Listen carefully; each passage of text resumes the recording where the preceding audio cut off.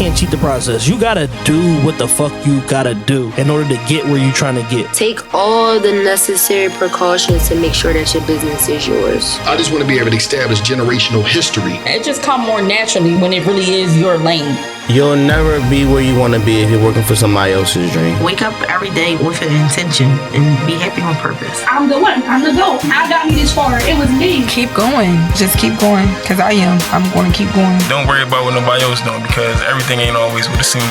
Don't let social media rush you. Do what you want. Like, believe in yourself. Don't wait for the perfect plan. Don't wait for the perfect option. Just create your own future the way you want to love it because you get one life to live. Period.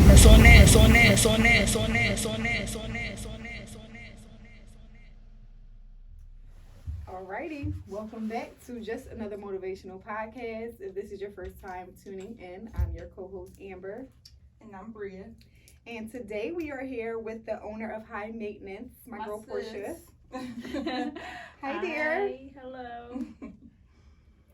Okay, we're gonna get right into it. First up, we have Minute of Motivation. So Portia, we highlight something that motivated us for the week or the day or the month. I'm gonna go first.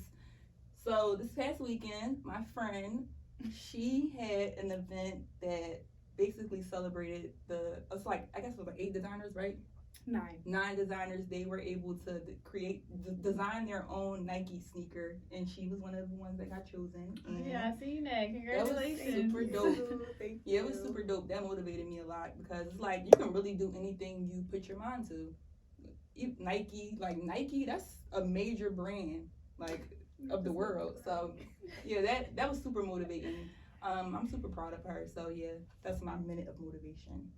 Thank you, friend. I'm super glad that I can motivate you, but that was totally going to be my my minute of motivation. But so yeah, I'm just going to add on to it. Yeah, it was just like a really, really good experience, and it definitely awakened part of creativity that was like, I feel like I've been sleeping on myself, and that definitely kind of woke me up and made me want to go harder. So, look out for the projects that I'm going to do in 2022, because it definitely made me just want to tap back into my creative side. What motivates you?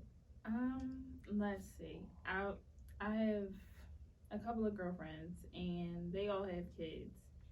And one in particular does everything by herself. And I'm just thinking to myself, girl, I could never.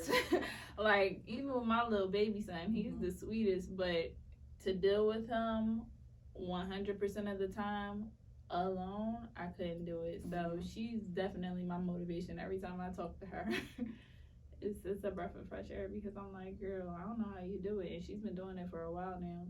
Her son is a couple years old, and mine only a couple months, and I'm already whew. Single moms are the goats. They are. They really are. Like you said, I could never. My son is 7, and I have never had him 24/7. I don't know how people do it. Yeah. I would be out of my mind. I don't understand it, and she be so amazed by my boyfriend always taking my son and having him alone, and she just be like, yo, you okay with him? I'm like, look, whatever he do, that's his son too.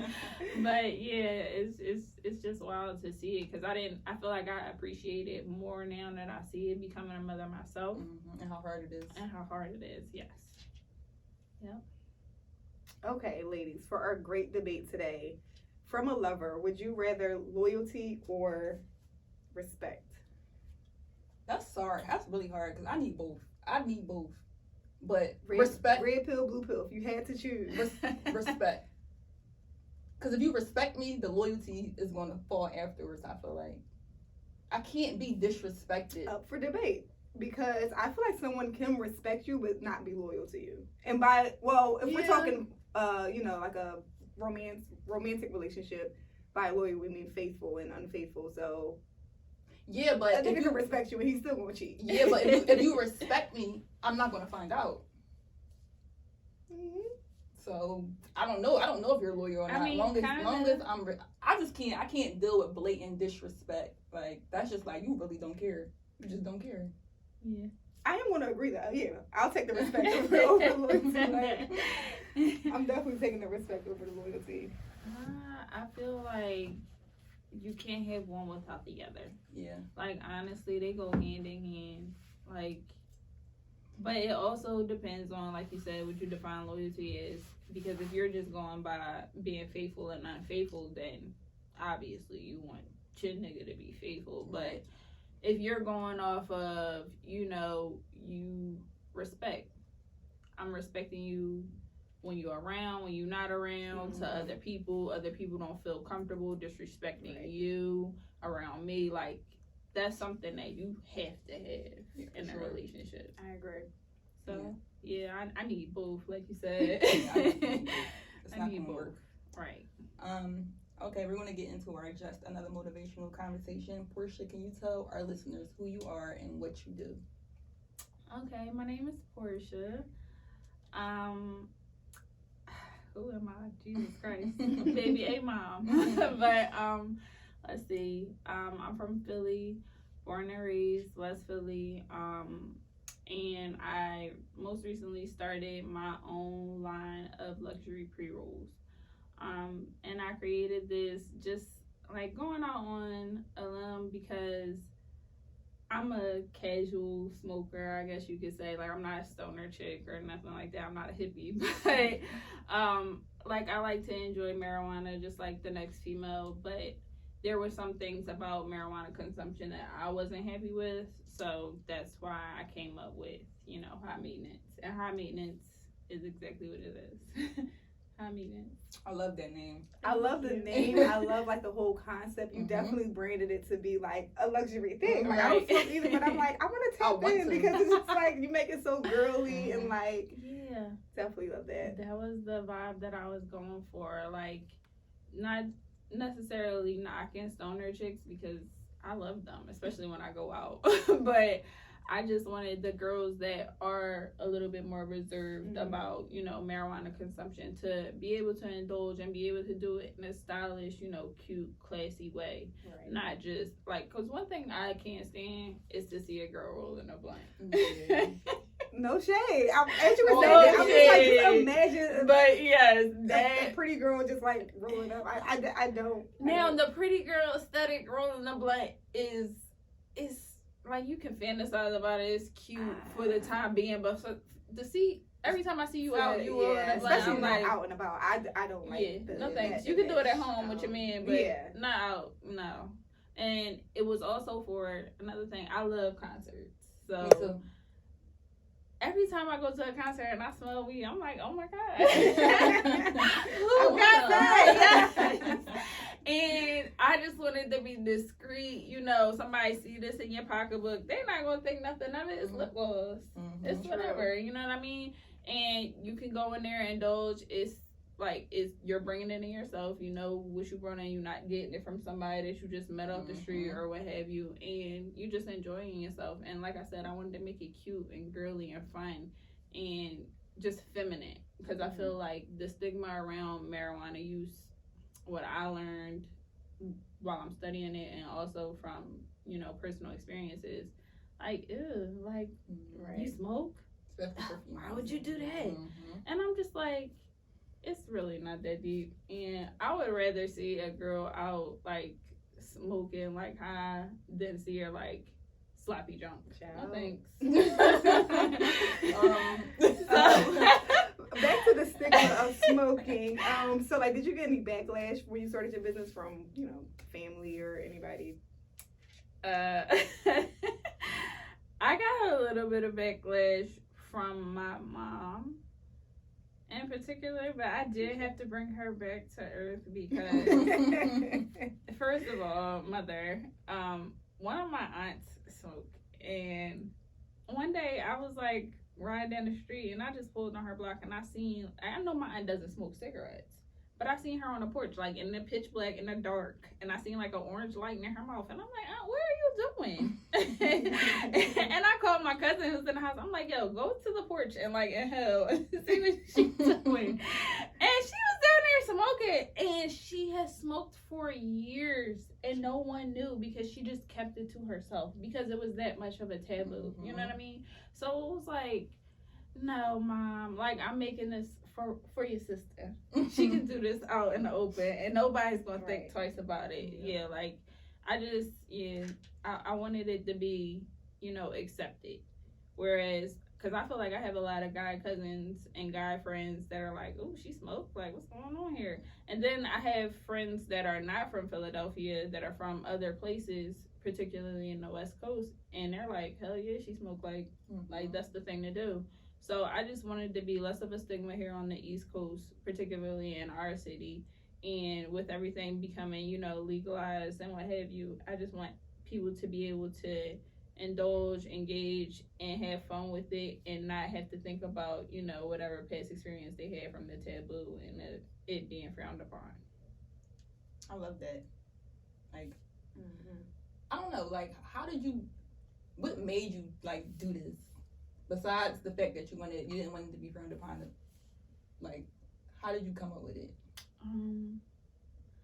So one thing that me and the dad used to do before we had the baby, on like Fridays, we used to be like, yeah, you want to smoke, like, and go and get something to eat, and we used to do that, and we used to smoke, and we used to go and get something to eat, and we would be fried and having a great time. And one day he brought home something that was called a packwood, and I was like, well, what is this? And it was in like cute packaging and stuff like that, but it wasn't geared towards women, but I liked how it was already rolled up for you. It was sealed, it was discreet. And I was like, oh, I like this. And he was like, you like this? And I was like, yeah. And he was like, all right, I'm gonna bring some more. And I was like, all right, bring me some more. Little did I know, packwoods are for like people that really smoke. So not for me. And I was like, I like the aesthetic of this, but I would like it to be a little bit more pulled back, like, for me.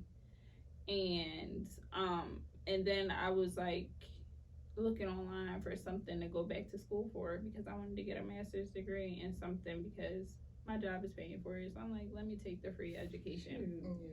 And I came across, a cannabis science program, and I was like, this is perfect. I have a background in science. I have a BS in biology, and I was like, this is perfect for me. And everything's about to become legal here. And that was when everything started with the medicinal cards and everything like that. And I'm like, bet if I can get me a dispensary, get me, a whole little thing, put my name on it, and I know people are gonna, be drawn to it because I'm supporting it.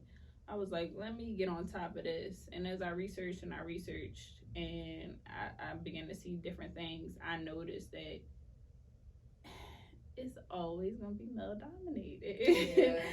And I just was like, oh no, I need to think of something that's, that's going to represent not only me but women, black women, brown women, what have you, but just like something other than old white men. I'm over it. So I was thinking, and I was just like running a couple ideas past the dad, and he was like, I like the pre-roll idea. And I was like, you know what, I like that too. And I started seeing like different designs and all this stuff, and I'm like, yeah, I can have a different theme every week, like this is gonna be dope. And then I got pregnant. I was like, oh damn, I was getting so excited, but now I can't do this because I can't even like test what's going on. Like I can't even, just set it out or whatever. So then we had baby A, and one day I was like going through our closet and I found all the stuff that I had thought about and like all the ideas that I had, and I had it in a bag. And he was like, well, let's get started on it. And I was like, today? He was like, yeah, today. And I was going to a concert, and the response I got from the people at the concert was amazing. And then my girlfriend that I mentioned takes care of her son. She sent me this thing about a pop-up. and it was called Canifest. And I was like, I didn't even know they had shit like that in Philly. Cali, yeah. Right. Denver, yeah. But I'm like, Philly, Canifest? And she like, yeah, you need to get on this. And the guy had 2 spots left. And it just so happened he had a crush on my cousin. So he gave me one of the spots, like, on the strength. I still paid for it, but he was like, I picked you over other people because, you know, your cousin hit me up. And I'm like, oh, my God. I'm like, thank God she wasn't ignoring him, like, in the DM and shit. Or he would have been like, kick rocks, you and your cousin. But I did the pop-up, and everybody was loving it. And I was like, you know what? It's a market for this. It's a market for this. So... I saw you sold out before the event was even over. I sold out. And you know what's crazy? Me and the dad was talking the night before, and we were like, how you think this gonna do? And he was like, I don't know, you might make a couple $100.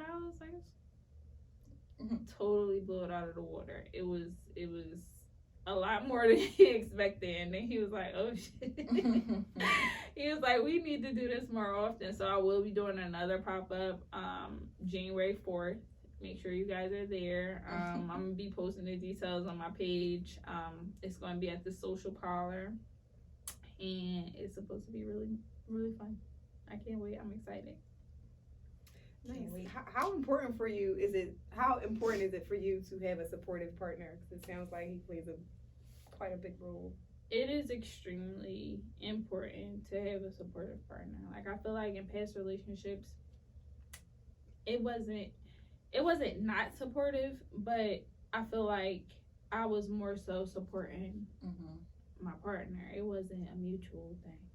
Like, I feel like now with the dad, it's mutual, and that's why he's the dad and no one else is, because it's mutual, it's a thing, and it's like we're each other's, you know, biggest supporter. So whenever I have an idea, I'm being crazy, whatever, he'd be like, bring it back. This is what we want to do. This makes more sense. And I always ask him before I do something. I'm asking his advice, or I'm asking what he thinks. And then I might ask a couple other people, but ultimately whatever he says was going to happen. Because I trust it. That's goals. I love that for you. What is it like being a mom? You're a new mom. And can you believe that you like have a whole baby? Every day I see this little person in my bed, and I'm like, oh my God, he gonna be here every day. Yes. Every day I wake up. So it's very, very, very interesting. It's intense. It's fun. I have like happy and sad moments where I think I'm not doing enough, but I love every single moment of it. Like, I would not change his little self for the world. Did you experience postpartum? Yes and no, because my idea of postpartum might not be the same as other moms. Like, I'm not, like, I wasn't like the extreme part of the spectrum. I feel like I was more so like at the, I guess, the less severe part of the spectrum, whereas it was probably more so like body dysmorphia. I've been small my entire life. Like, I've been like Prius-sized my entire life. And to not be able to fit any of my clothes, or, you know, having your boobs hurt all the time, leaking, you can't wear what you want. I'm an advocate of not wearing a bra. If you don't have to, don't. So now I gotta wear a bra. I gotta, you know, have on Spanx and all this extra shit. And I'm like, your baby what is is young, going on? Yeah, he is young, and I feel like my expectations of the snapback was not realistic. And I feel like I was being pulled in 1,000 different directions. Like, I feel like the dad really took the back seat, and I wasn't giving him as much attention as I was giving baby A, which I guess everybody expected except for me, because I'm used to, you know, my man is, that's it. We do everything together. We eat dinner together. I cook 3 times a week. I cook on Sundays. We sit down. We have dinner together. Like, I feel like I wasn't doing it. I wasn't cooking. I wasn't washing dishes. I wasn't doing shit. I was like all over the place, and he was holding it down, and I love him for that. But I feel like I was just like, I feel like I wasn't even getting my hair done. Like, who am I? Like it was crazy. Like it was a different life. That's what happens. Like your life changes instantly. And it was like I had time to prepare, but I wasn't prepared. Are you ready for it? Like I wasn't prepared. So it was like I was used to being me and him for so long, and then it was the three of us, and everything I have to, include this new person, and it was different. I'm getting acclimated now, thank God, and I'm happy where I am. And it's like we love to travel, and now I'm like, oh, we ain't traveling, we ain't going nowhere for a long time, and I'm getting used to it. Like I said, I love every minute of it. Wouldn't change it for the world. This was exactly what I wanted.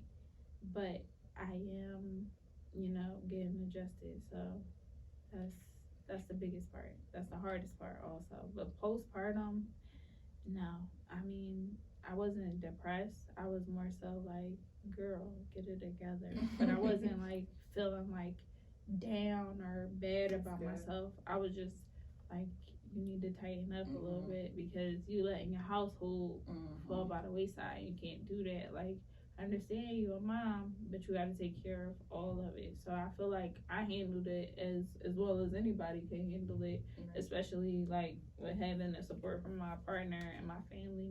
My boyfriend's mom is amazing. Like, my son is not in daycare because she watches him every day. My mom is amazing. She comes and she does our laundry and she eats all the food out of my refrigerator, but I don't care. Like, she was straightening up my sisters. Like, everybody really came together. So it worked out for me, and I had it a lot easier probably than most people. Right. So I'm thankful for that. Where do you see high maintenance in the next 2 years? In the next 2 years, God willing, that, everything goes as planned and becomes legal for recreational use in PA.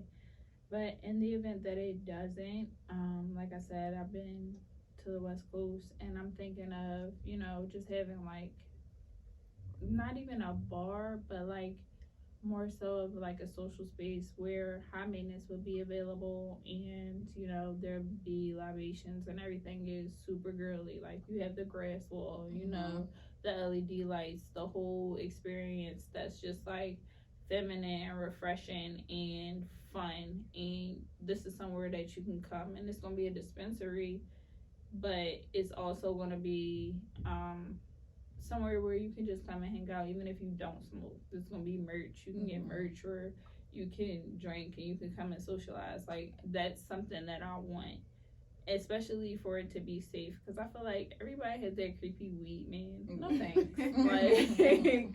Like, this is somewhere you can come and do your thing, and it's safe, and it's gonna be an experience.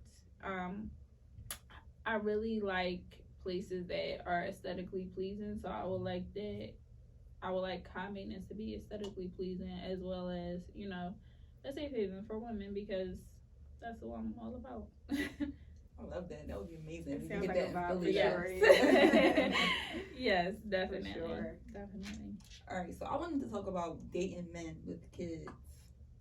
If your boyfriend had 5 kids, y'all got together, would you have talking to him? No. No thanks. All right, so what's the max? 1. Like, 1. And that's really cutting it close, because I feel like, yeah, no thanks. Yeah, like, no thanks. Amber, what's yours? I just want to ask y'all a question. I'm gonna put that to Like, so being y'all are both moms, so y'all would not date men that had, well, y'all said 1 child, I guess. Like, a lot of, I've heard of like women with children not wanting to date men with children, and I kind of feel like that's kind of selfish. Yeah, double standard. Would that be considered double standard? But I feel like guys do that too. Like, they'll be like, men with children don't want to date women with children. I'm like, I mean, would you? Anyway, but y'all would date with somebody with 1.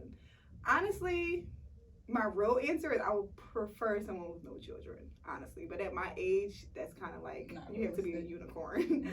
So That's one, not I'll take. True. It's people out here that. Where is he? I don't know where he's at, but it's people out here that, you know, that's how I felt. He's in South Dakota.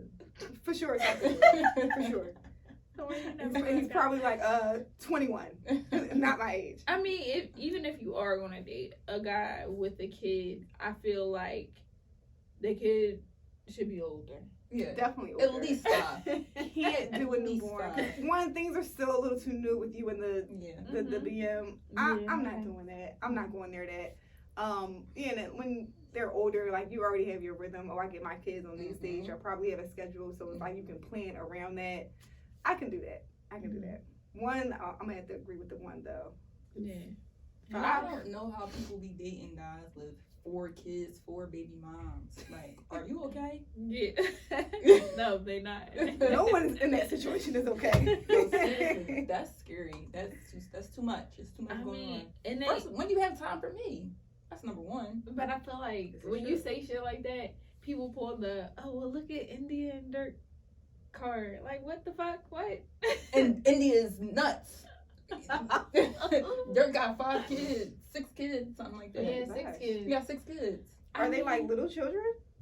Yeah, not little, but like they're not children. I think his oldest probably like 9 or 10. Probably like 9 or 10. And then it just goes down.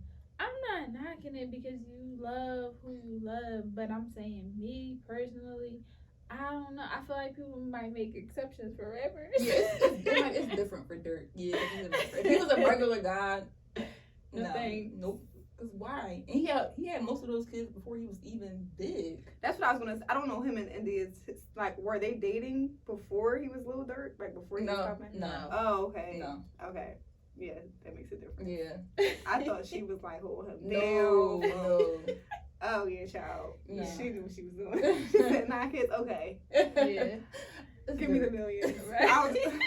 I'll deal with it. He might not even. He wasn't as big as he is now when he first started for sure. dating, but he was somebody. Yeah. So I mean, it's to each their own. Like, if you want to date somebody with kids, cool. But it's a reason why, you know, whatever previous situations didn't work out. Red flag. So. So if you got 5 kids, that's 5 red flags. Like, I can take one little red flag. No, I'm so over the whole red flag thing. I seen a red flag. I was like, if she got 1 kid and it's a son. Oh, I saw that red flag. Red flag. Like, all right. I am a red flag. Her son is her king. Oh my god. That's silly. Okay, we're gonna get into our next segment, truth or drink. Describe a time you accidentally mortified your parents as a child.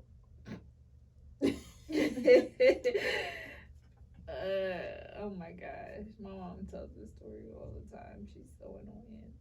It's actually a time. Yeah. So. When I was younger, I was light skinned, so I used to think that I was white for whatever reason. I just whispered it. Right. So me, my mom, and my aunt it was around Christmas time too. We were out shopping. We were like in Toys R Us or something, and my aunt was trying to get me like the dark skin Barbie. And my mom said I screamed to the top of my lungs.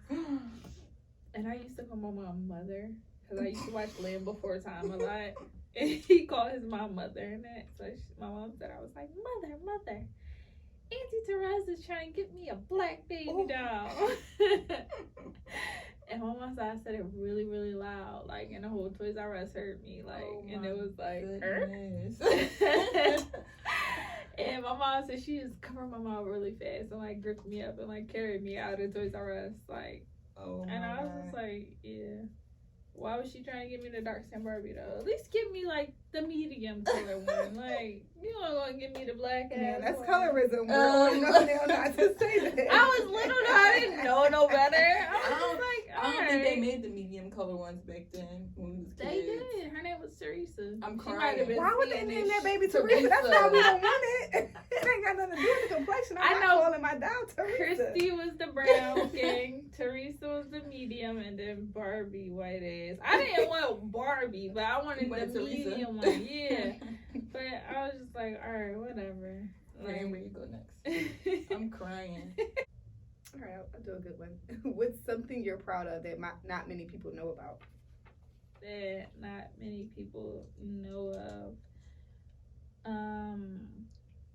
Just not just recently, but I've really been getting into like, I guess like home decor and stuff like that. And I have recently discovered how to karate chop your pillows and make them look really cute. Nice. And that's like a thing for me. So I'm waiting for my couch to come because it's coming from wherever and it's taking a million years. But when my couch comes, I have like a whole pillow collection that I'm going to karate chop. I need to see you. I'm so proud of yourself chopping up the pillows. I see that on TikTok all the time. Do you? Yes. I do too. That's what I'm excited about. Get to fucking access. Show me the funniest thing on the internet under 30 seconds long.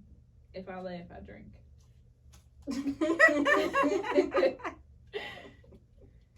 One moment. You do be having some pretty funny things. Yes, I do. I'll stay on TikTok. I love that place. Me too. Love it there. That's my favorite thing. Wait, it's not the one.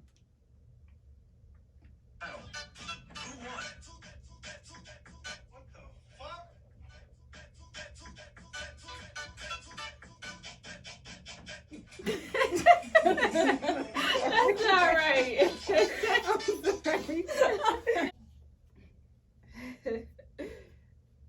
Okay.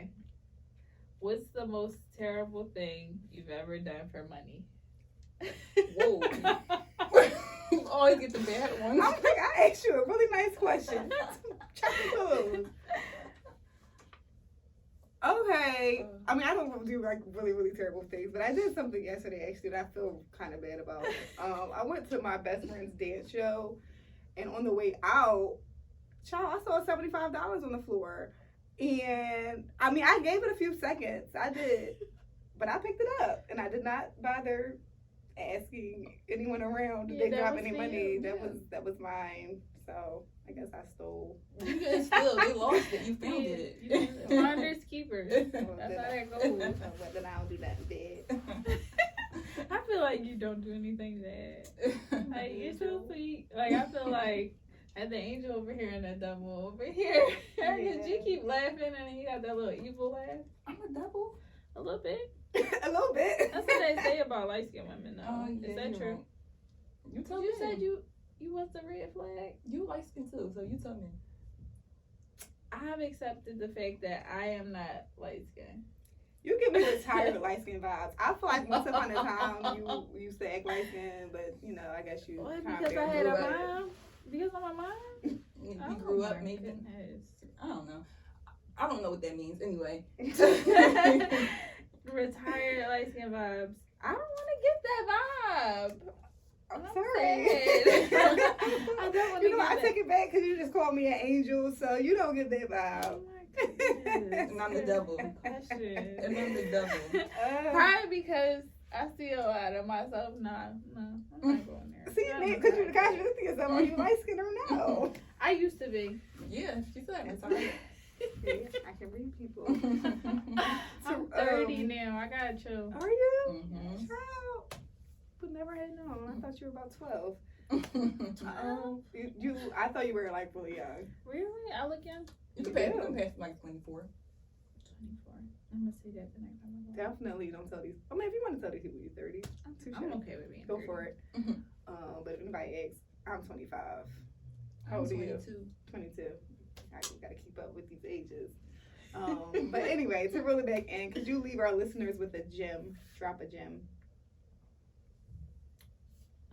My gem would have to definitely be exclusively for the ladies. I feel like women, you really do it all. Like, I have a newfound respect for women. Women make shit happen.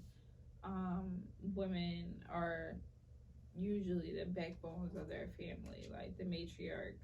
Like, they hold shit down. Like, so if you're that woman in someone's life, or, you know, if you're not, try to be. But women, keep holding this shit down, because you guys are the fucking bomb. Like, literally the fucking bomb. You can do it all. Like, I literally had a little human inside of me, and he's out, and he was 8 pounds.